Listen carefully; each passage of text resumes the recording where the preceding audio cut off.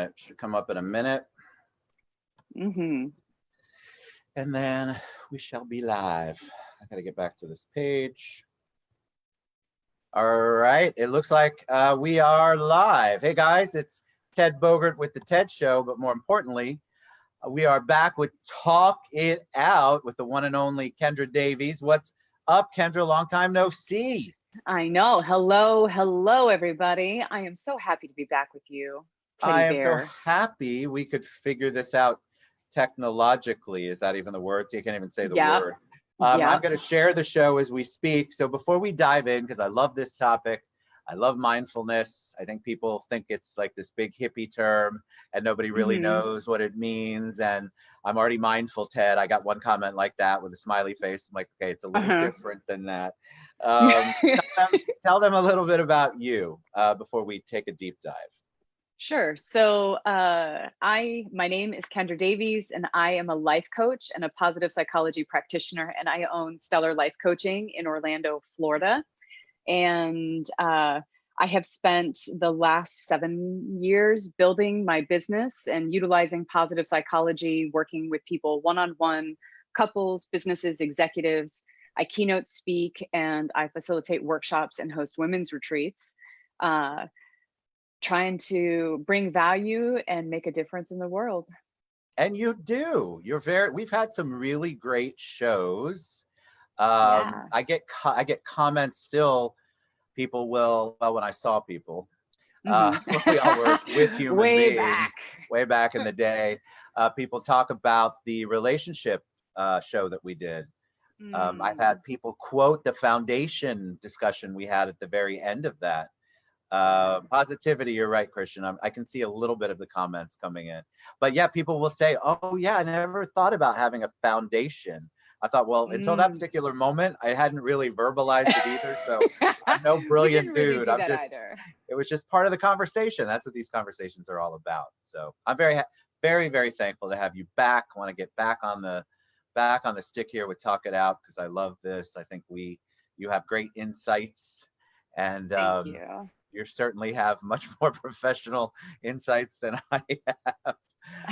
All right, so let's I don't let's. know. I think you're pretty insightful. I'm sharing it on my Uh, page really quick. Hold on one second. no, you're good. Well, I mean, I feel Um, like I have, that social media degree that we all give each other. Um, I, I don't know, but I love the interaction and I love the topics. And this one, as you're sharing the show, this one I think is really I hate to be cliche on everybody's mind, mindfulness, right? So that is this mm-hmm. big term that was big even before the quarantine. People were talking about, Yeah. I'm practicing mindfulness. I'm listening to a mindfulness podcast. I'm reading a book on mindfulness. And Mm-hmm. honestly, I can't tell you how many times I thought, oh my God, that's so new age. That's way, Yeah. new age is even an old term. That's so hippie-ish for the people my Sure. age. But so talk about that because you mentioned mindfulness, and immediately I said that's what we should talk about because there's power in Yeah. it. So all the A junk that hundred I just percent. said, I don't Uh-huh. believe. I believe in the power of it, and I think it's very important. But I think people have no idea what it even means or how to do it. So give us a Sure. 101. Okay. So right from the jump, I want to say I completely understand where everybody who thinks it's this new age hippie mind like stuff. I totally understand. And I was in the same boat. Um, I would like to invite you to consider an alternative. So, just from a basics like mindfulness, like what is it? And I have the definition up. I know I'm going to read it just so we all are clear. Mindfulness is a mental state achieved by focusing one's awareness on the present moment while calmly acknowledging and accepting one's feelings, thoughts, and bodily sensations without judgment. Yeah. Okay, so there's a lot of moving pieces to that definition. Hmm. So So to me, if you were to say, Kendra, what is mindfulness? I would say short answer, it's present moment awareness. And an exercise that I do with my clients and that I practice myself that I learned from a woman far smarter than me is called finding my feet. And this is a practice where when I feel like I'm just crazy, I'm stressed, I'm anxious, like I'm just in the shit, I I literally take off my shoes I dig my feet into whatever is below me, if that's earth, gravel, rug, wood floor, and I just literally focus on my feet until I can be just like with my feet. And I know that that may seem crazy, but the mind plays tricks on us, you know, anxiety and fear, these are all future minded things. And that worry about the past, you know, regret, that's in the past. And when we're in those states, we are not here. We are not in this moment. We are not present with what is. We are wishing that what is was different somehow. And Byron Katie, she has a book called Loving What Is, which is brilliant. She's either like the next Jesus or she's absolutely insane. And basically what I've taken from her work is this idea that if you are fighting with reality, that is insane. Like learning to love what is. And to me, mindfulness is like the way we get there. It's a way to find our feet, ground ourselves in the present moment, and sit with what really is versus what we're afraid it could be or what we worry that it was in the past. Okay, so that is good. I like the grounding part. I've heard about that before. Hmm. But I want to ask you, what if we don't love what is? What if we're not Yeah, feeling it? Like, what if I don't like my current situation? sure. And how is mindfulness going to help me? This is why I don't do too much research, because these are real questions, as you guys know. Because in my mind, all I can think about is, well, what if I'm not real happy with what's going on? I am, but what if Yeah, I'm yeah, not? If I'm somebody who's not sure. where they want to be, they just got furloughed, their business closed Yeah, down, and I don't really want to, like, I got to figure out what's going on. for How does that sure. help me, and how do I figure out how to make mindfulness help me in that situation? Well, I think that the bottom line in most of the situations that you just spoke on is there's nothing to be done about what those things are. Do you know what I mean? Like mindfulness Yes. is not denying that something is hard. Mindfulness is saying, I'm in the shit and this is hard. I'm going to find my feet. I'm just going to feel overwhelmed. I'm going to feel angry. I'm going to feel disappointed. I'm going to feel embarrassed. I'm going to feel whatever I'm feeling in this moment. I'll let it come in and rearrange the furniture, and then it will pass. And then when I'm not hijacked with worry and anxiety and, you know, my worst case scenario, because PS, like I, I, I, I have my moments where mindfulness is not my best practice, and I'm and with I you. am I'm like a doomsday prepper in my mind. Do you know what I mean? Like I'm like, what is the worst possible thing that could happen? It's definitely that headache. Exactly. Yeah, Oh, no, I mm-mm. know, no, I agree. It's okay to joke about it. I used to say I have a headache. Well, I've got a tumor. Well, now that I have Damn one, right. so, I got to throw that out there because people are so worried. I had a call earlier this morning. They were dancing around stuff, and I'm like, okay, it's okay to talk about it. But yeah, you Yeah. go to this worst case scenario always in your mind, and sometimes I Hmm. go worst of the worst. Like I have a headache. Yeah, Oh God, my whole body is going to fall apart at any moment, and you that's just it. because you have so many extra, I imagine you have so many external factors going on, and so Hmm. everything's going to be worst case scenario.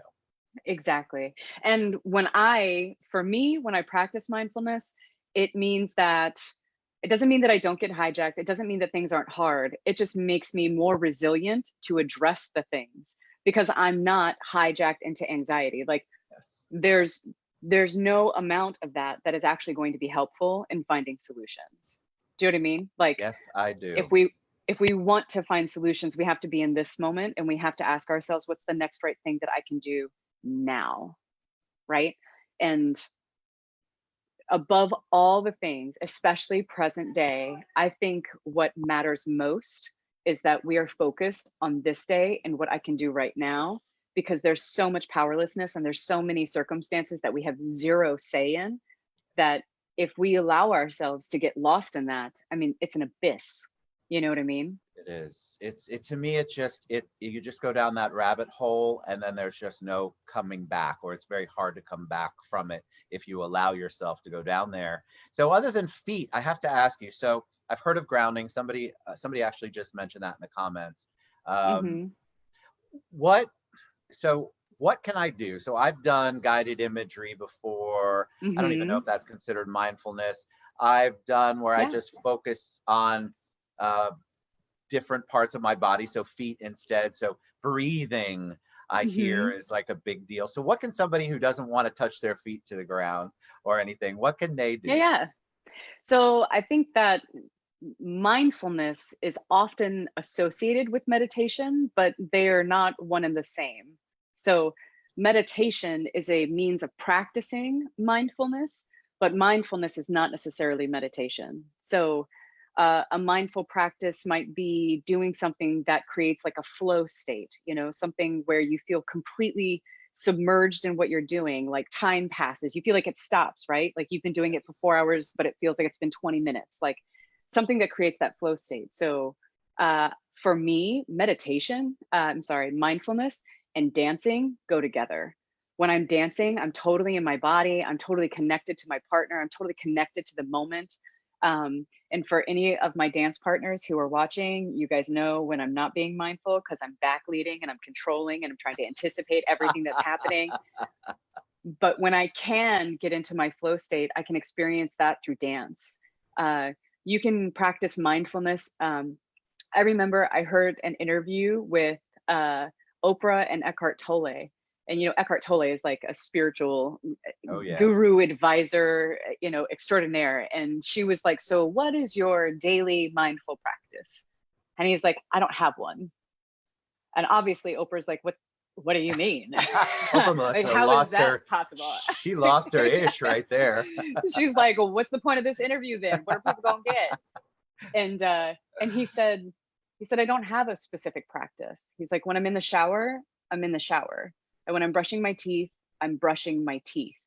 Right? I'm not brushing my teeth, but thinking about my to-do list and all the things that I have to do for the Oh, yes. kids and everything that's going on. I'm not in the shower preparing for my day or practicing the argument I'm going to have later with my partner. He's like, "I'm just in the shower and I'm just brushing my teeth and I'm just petting my dog." So to me, what I took from that is that mindfulness is just the practice of being present. In positive psychology, we talk a lot about savoring, right? And the idea that you can savor an experience, that you I can love that word. pause. Yeah, that you can pause. And the example that I often use is steak. Like, I don't eat a lot of steak, but when I do eat a badass steak, P.S. Linda's Cantina, I love you.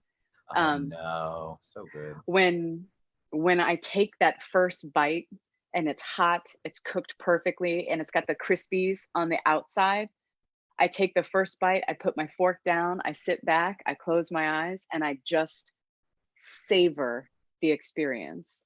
And to me, savoring is something you could do with anything. You could savor a walk, you could savor a moment of sunshine, you could save a moment of your child's joy, you can savor sex, you can savor an orgasm, you can savor just about anything, because it's just a matter of stopping and allowing the awe of a moment kind of come to you. Do you know what I mean? And I experience that do. I that think more bliss or that people, gratitude. more people do understand what you're saying because the quarantine has every person I have spoken to since I started doing the interviews like this has said they are thankful, grateful for the time that they're getting to spend doing the things that they want to do with their families or with whatever their passion is, their hobby. There's a million different answers, but they don't know it, but they're being mindful of it. Mm-hmm. I just don't. I think that then they're trying to savor such a great word. They're savoring that Mm-hmm. moment. They're savoring that the walk with the family or just the time doing we had a jigsaw puzzle yesterday, I think, or the day before.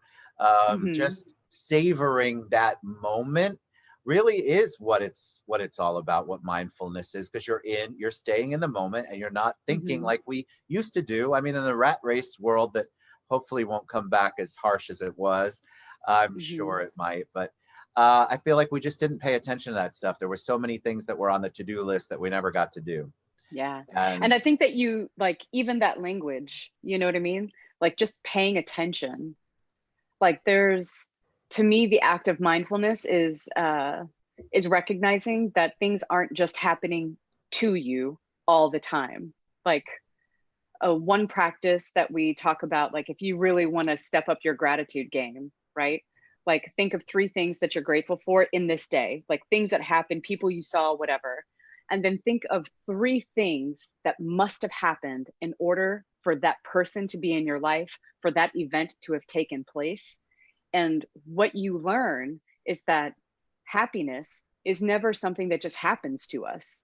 It is this conscious choice, hundreds, millions of choices to try to show up, to connect, to love, to take a risk. And when we start even just that as a mindfulness practice, like I'm not going to look at my son and say, oh my God, I love your laugh. I'm going to think to myself, I love the sound of that laugh. What had to happen to make this moment possible? I had to be forced to stay in my damn house. You know what I mean? Like Yes. I had to surrender my to-do list so I could just be present with my kid. And here I was able to listen to that laugh. And for whatever reason, unlike any other day or any other laugh before, like I could almost cry right now because that's a real example that happened to me last night. Isn't that amazing too? Because that is something that is so basic, and yet it can move you to tears. It is something that you're so we take for granted a lot. Like I know exactly what you're saying. Just being able to spend, like my son has a great laugh too, so that's what made me think of that. And so, but when he really has that belly laugh,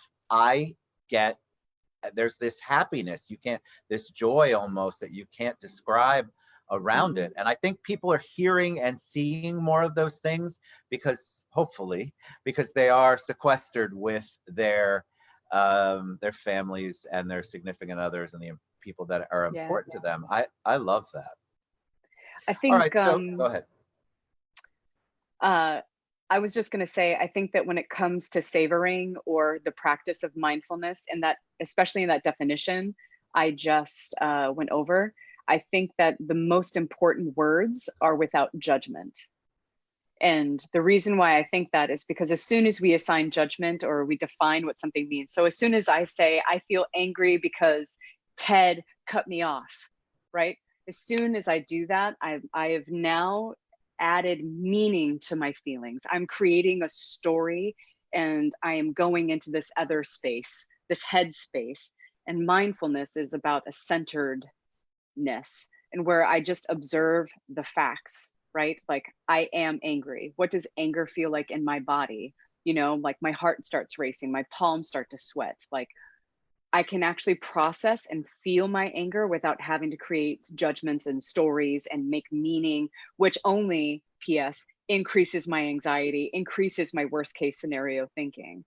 Mindfulness without judgment focuses it in and makes it just a momentary experience where if I allow it, the feelings will just come and move right through. I think people don't know how to just allow it. Like, I think people don't, you're right. They want to assign, I'm angry because, and look, I'm saying this out loud, guys. I'm not good at this either. So I'm angry because I'm mad, because I'm upset, I'm sad, whatever, because, and they also, there's a lot of stigma, maybe self-proclaimed stigma around, okay, I don't want to show anger because that shows weakness. I don't want to show sadness because that's weakness. And so I think people create in their minds, okay, I can't feel that because the world won't think of me in a positive way. Yeah. Well, I mean, I just first have to say that like just because you don't show it doesn't mean you're not feeling it. So like the logic behind that is flawed dramatically. And I think that anger gets a bad rap. You know, there's a book, oh my gosh, I want to say The Language of Emotion. Oh my goodness. Anyways, it's basically a book about when you feel a thing, like what does it mean? What does it mean when you feel jealousy, right? Jealousy in and of itself isn't harmful. It's when we make up meaning and we attach it to specific people and specific things. Jealousy is supposed to be a thing that I feel that says, wow, you know, Sarah's showing up as a better friend to Jessica than I am. And I'm afraid that Jessica's going to choose Sarah over me. I'm going to use that as information to change how I show up as a friend, not key Sarah's car. Do you get what I'm meaning? You get what I'm saying? Totally. Like there's, these emotions, anger, jealousy, fear, they're here for a reason, and you feel them for a reason.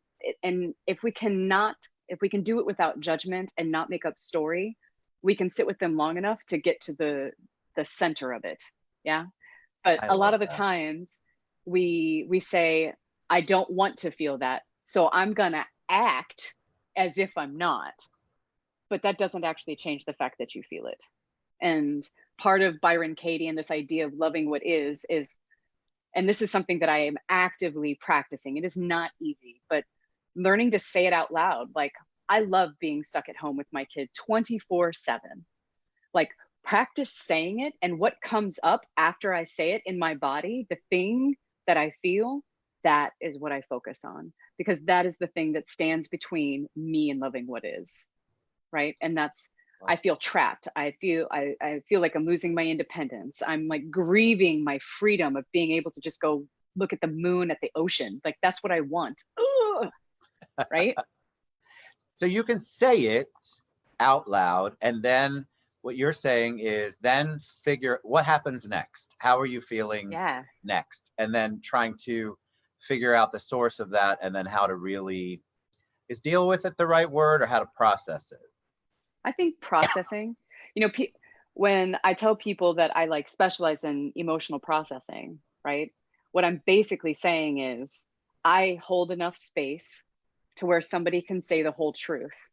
I'm angry. I hate this person. This SOB robbed me. This SOB took my thing. They took my wife. They neglected me. They abandoned me. They hurt me. They can say the big, bad, hard thing. And when we say it, when we give it a name and we acknowledge it and we have all this story in it, I help people peel back the story. You know what I mean? Because Yes. it is not disregarding that other people hurt us sometimes, and that this is happening to us. Being furloughed is happening to you. I'm not saying that you're making up a story. That's all real. We acknowledge that, but we pin it up on the board, because acknowledging that alone doesn't help. Congrats. You got it. You were furloughed. Let's just sit there. Let's build our house there, right? Like, Right. that's not helpful. But I was furloughed. I'm angry. I feel powerless. I feel like there's no move that I can make. I don't know how to maneuver my business to be relevant in a virtual world, right? That's the whole truth. I feel inadequate. I feel afraid. When we are able to acknowledge that, those feelings aren't just sitting in the back of our mind taking up a bunch of space. We can actually process that. And then we can say, is it wholly true? Is it 100% true? Right. Odds are, if it is, then we need to shift gears. And if it's not true, then we need to challenge ourselves. You know, for me, part of a mindful practice is the observation without story and just feeling my feelings. And once that is done, I don't have the stories holding me hostage. I can actually problem solve.